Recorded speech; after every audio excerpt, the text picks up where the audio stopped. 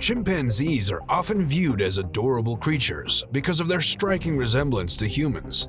However, many people are unaware of their potential to turn into vicious killers, capable of tearing limbs off individuals with ease. The Tacogama Chimpanzee Sanctuary Disaster is a harrowing tale that exemplifies this fact. How did they survive his vicious attack? Considered one of the most brutal and horrific chimpanzee attacks in history, this story unfolds in the tropical jungles of Sierra Leone. The population of chimpanzees in Sierra Leone, which once numbered around 30,000, dwindled to a few thousand due to the destruction of their natural habitat and the brutal culling of these magnificent creatures by the jungle's inhabitants. The adults were typically killed, and their young were sold as pets in the local black market.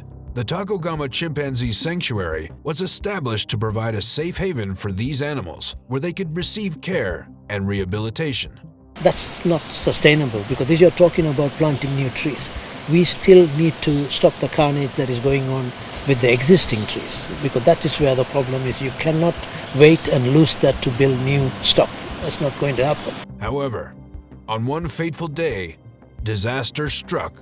In 2006, Alan Robertson, Gary Brown, and Richie Goody, subcontractors working on the nearby completed American Embassy, were invited by their friend and local guide, Melvin Mama, to visit the Tacogama Chimpanzee Sanctuary. The four men eagerly accepted the invitation and called for a taxi to begin their journey to Tacogama. On Sunday, April 23rd, the taxi carrying the three construction workers and their friend Melvin made the 30-minute ascent up the mountains to Tacogama. The men marveled at the beautiful countryside, while Melvin shared interesting facts about the country's rich history and described the stunning natural beauty of the jungle.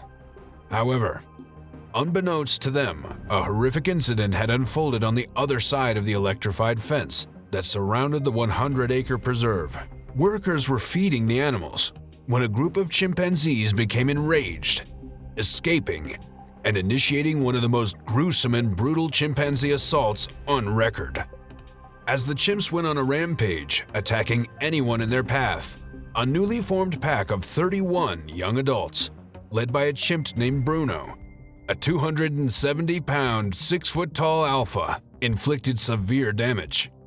Bruno had been taken from his mother as an infant and sold for a meager $30 at a local market, causing him to suffer from severe trauma.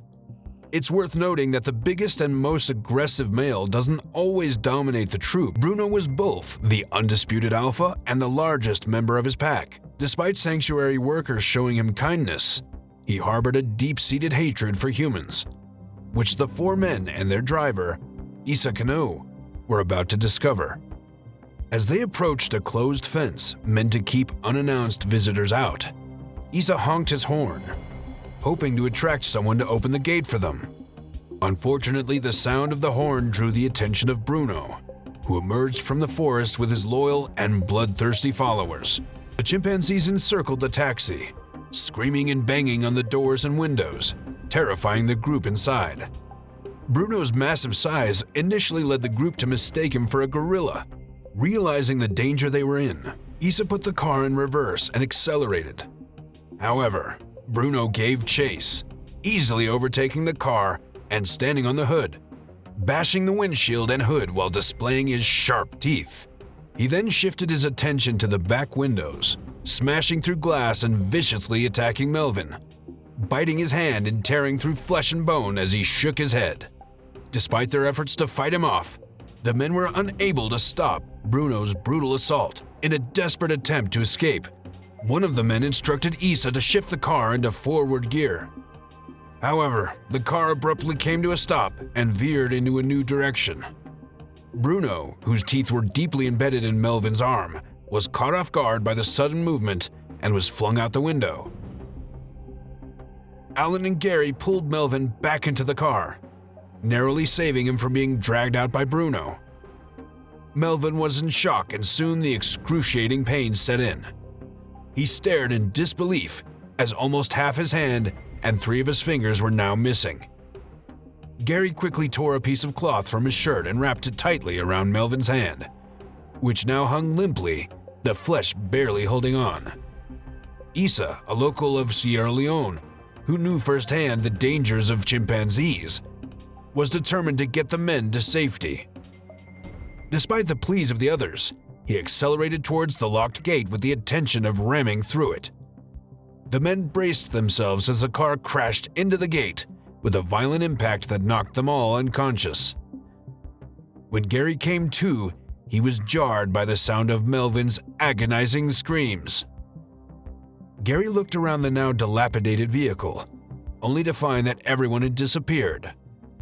He turned his attention to where the screams were coming from, only to witness Bruno dragging helpless Melvin out of the car while his vicious horde began to ravage him. Determined to save his friend, Gary exited the vehicle and picked up a sharp wooden log, letting out an angry roar to get Bruno's attention.